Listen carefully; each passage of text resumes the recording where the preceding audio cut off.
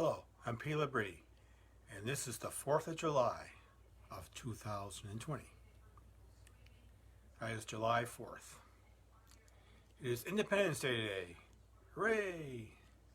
Which is annually celebrated on July 4th, which is the anniversary of the publication of the Declaration of Independence from Great Britain in 1776. We hold these truths to be self-evident, that all men are created equal, and that all are endowed by their Creator with certain unalienable rights, that among these are life, liberty, and the pursuit of happiness, that to secure these rights, governments are instituted among men, deriving their just powers from the consent of the governed.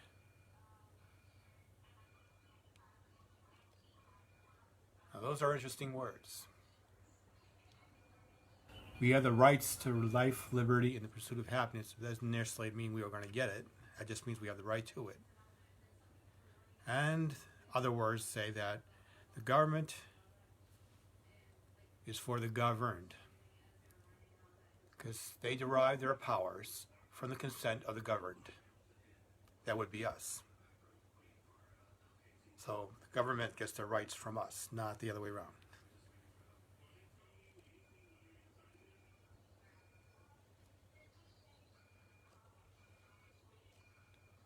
Okay, in this day in history, in 1776, U.S. Congress proclaims a Declaration of Independence and independence from Great Britain. In 1831, America, My Country 'Tis of Thee, is first sung in Boston. And in 1865, Alice in Wonderland is published for the first time.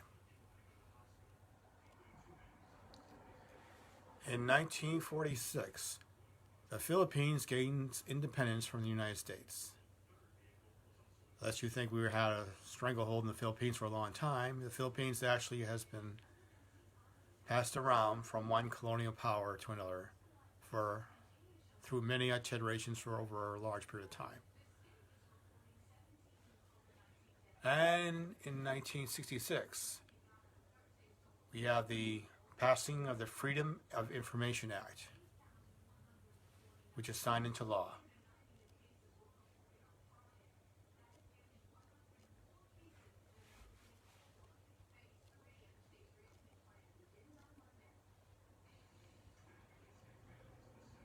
See, our country's theme is the Star Spangled Banner, which was written by Francis Scott Key.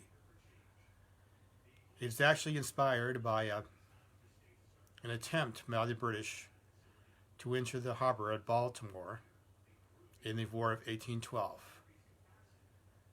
They spent 25 hours trying to get into the harbor. But the fort was built on a peninsula, and it was surrounded by 22 sunken ships. So the actual battle amounted to a fleet of 19 British ships who fired cannon at the fort, but they had to do it from an extreme range, from like as far away as they could be, and still hit anything at all. And cannon fire is not that accurate.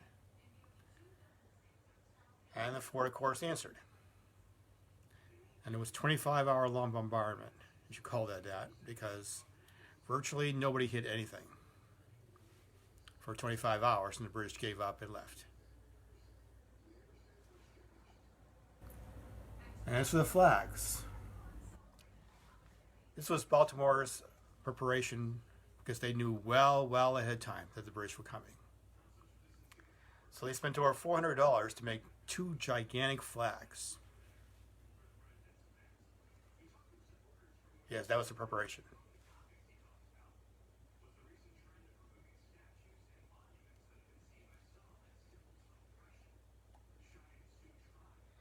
And they wanted a huge flag that the British would see, even from a great distance. So one flag flew during the battle. Then another flag, called the garrison flag, that was even bigger, was put up after the battle was over.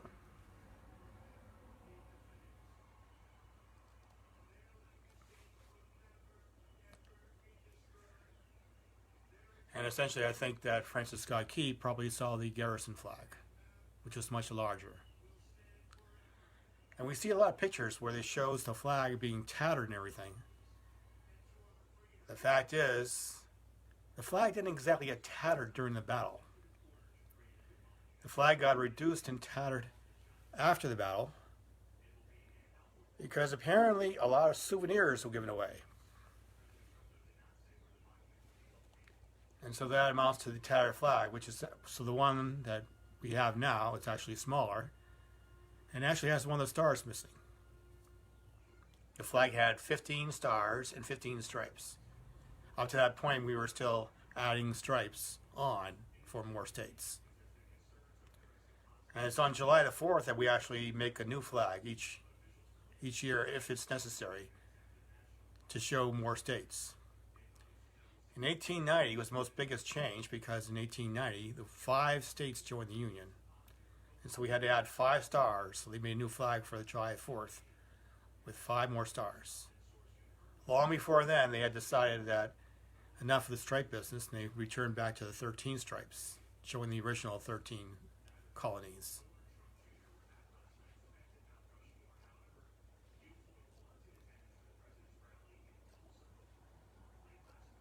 Francis Scott Key saw the big flag and wrote a poem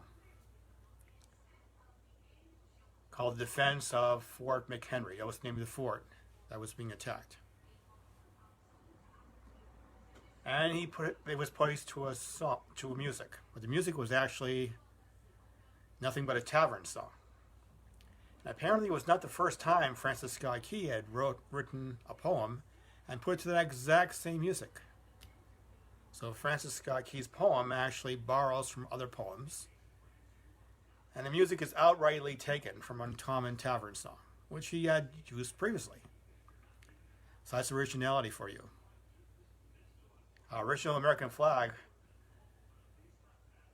was basically based heavily on the British flag. And our original song for the United States was nothing but God Save the Queen with different lyrics put onto it. So it was also pretty much taken from somebody else. So a lot of things in history are not very original. They're usually taken something else and rehashed it, repurposed it, put a different flavor over it, whatever, and it became something else. That is the originality that existed way back then. Now we have copyright laws and who knows. So today's Bible verse. Every good gift and every perfect gift is from above, coming down from the Father of lights, with whom there is no variation or shadow due to change.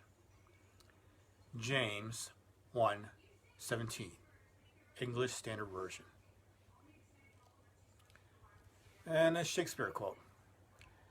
There is nothing either good or bad, but thinking makes it so. Hamlet, Act 2, Scene 2. Many things we could just say. We could say the same thing about the same subject and make it a good thing or a bad thing, depending on how you put it.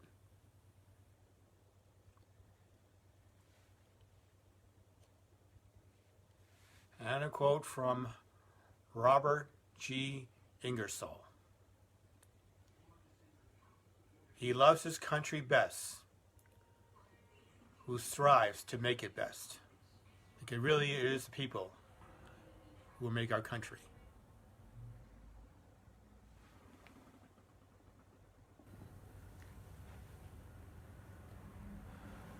Oh, say, can you see by the dawn's early light what so proudly we hail at the twilight's last gleaming, whose bright stripes and bright stars through perilous flight over the ramparts we watched were so gallantly streaming, and the star-spangled banner in triumph shall wave over the land of the free and the home of the brave.